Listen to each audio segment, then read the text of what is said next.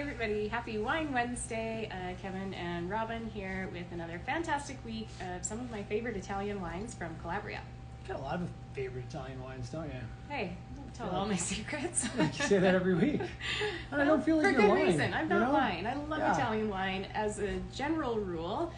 But I love the ones from Calabria too, because a lot of Italian wine, we sometimes get to know it just has a little bit more acidity. Sometimes we're really focusing on food pairings when we're thinking of Italian wine, but Yeah. these are really just crushable all by themselves. Well, that's one reason to like them, for sure. But there's a whole bunch of reasons to There's like a them. whole I don't bunch. even know what to crack open first. I'm thinking rosé. Oh, my favorite. Thoughts? Yeah, go there. All right. Let's go there. I'll open, you talk. All right. So these wines are coming to us from the Librandi family, third generation in Calabria. And Calabria is really kind of an important wine region to get to know because it's got a long-standing history. It formerly was inhabited by the Greeks, and it's said that the Olympians used to drink a lot of this wine. And if the Olympians can do it, I mean, I feel like it's really good for you. Stronger already. I love it. You know, it's funny because whenever I'm talking about the white, so we'll start with the white while we're tasting the rosé, just to be confusing. But when I talk about the white to people, I always say the grape is named Greco, which literally just means Greek in Italian, right? Mhm.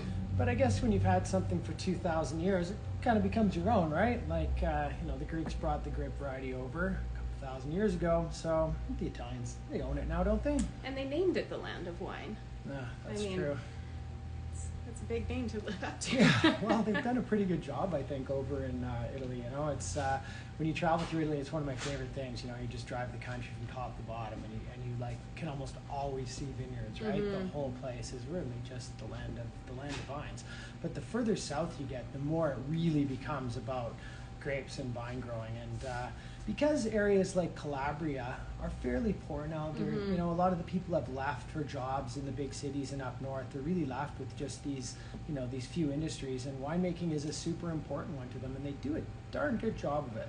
They really do, but because it is a relatively poor region of the country, they're not really doing a lot of export. There isn't a big portion of that. And the Librandi family is really, really important to Calabria for that exact purpose. They do a lot of research. They, as many other wine growers in the area do, they make a lot of olive oil as well, and they really focus on regaining biodiversity and sustainability within all of their vineyard sites. And they do a lot of research in vine development as well. That's pretty cool, right? Like they've got a really important nursery where they've taken grape varieties, a lot of which I'd never heard of, and they've really saved those varietals from extinction. So now they're starting to make wines from these really unusual and different varieties. And while these are made with probably an unusual variety to most of you, Galliopo, they got all kinds of grape varieties that I've never even heard of at Librandi. So it always makes it fun for us to taste new things, and they're delicious, and most importantly, they're affordable. They are affordable. $19.95 all across the board for each and every one. You cannot beat it. $20 wine, that's fantastic. Tuesday night pizza just found its buddy, right? It really did. I've actually got some gnocchi for lunch today. I think this is going to pair up pretty well. Perfect, right? The region itself is really known for red wine production for the most part, Galliopo being the main varietal, and that's what we've got in the rosé as well. Yeah. So the white, 100% Greco, really fresh, lemony, crisp, super summery as it's kind of heating up out there a little bit today. I think that Indeed might it be a is. nice little patio wine. It's one of my favorites for just crushing while I'm cooking dinner, you know, having a glass of white wine while I'm in the kitchen trying to get something organized. It's nothing super complex, but it's always like fresh and tasty. And the rosé just like gets better every year, I think. It does. It's a little bit different than other rosés. So sometimes we'll focus on that Southern French style, which is really light and crisp and Right. a little bit softer. What I love about this one is it's got a little more spice to it. It's got a bit more richness and texture, just a little bit fuller bodied, Yeah. and something slightly different in the world of rosé, right? Yeah, a little more color, a little more spice. I get like some of that like cranberry, a little bit of that rhubarb maybe. Galliopo's a fun grape. Kind of reminds me of Sangiovese, but it has like some of those kind of rounder, kind of richer qualities to it too. So it's a tough one. It's a little, it's a little different than everything else out there, and I like that. All right, let's get into the main event, the red. The fun thing with Librandi too is you can run up the wines, right, to like the Reserva level and like their top wines, and they're still only like mid-20s for even like their top wines, which are highly awarded wines and really like I think some of the best buys in the store. The Duke of San Felice, which we do have in store, it's $27 on the shelf, so come in and check that one out as well.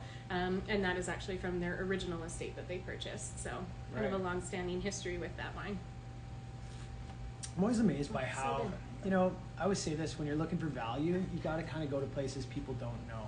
You're not going to find great value in places that everybody shops in, right? So when you go to places like Calabria and you're drinking grapes like Galliopo and things that people maybe don't know, you're always going to find the best buy. So I don't understand why people don't drink stuff like this every day.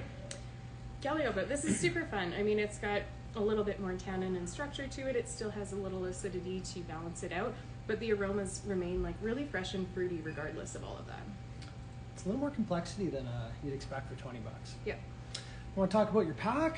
Alrighty, pack. So we've done a little Cabin Merlot showdown, the noble varieties. So meaning that they are from like the 6 like biggest, most popular grape varieties that are widely grown throughout the world. So we've done some straight Cabernet, some straight Merlot, and then we did a little Merlot-based Bordeaux as well, because it's always fun to see those two varietals marry up together. Yeah. Regardless. So they're kind of coming across the board, different flavor profiles, perfect for the barbecue if you are going to bust that out this week while the sun is shining. 2016 too, eh? I know. Great vintage in Bordeaux, and that's a really, I think it's just such a cool wine. I mean, most people, when you think about Bordeaux, you're starting to like, you know, start to peel out the 20s, right? Mhm. You're thinking it's going to be really expensive, and this one's what, around $20? Yeah. Unbelievable deal. So I know. that's worth it for the pack right there.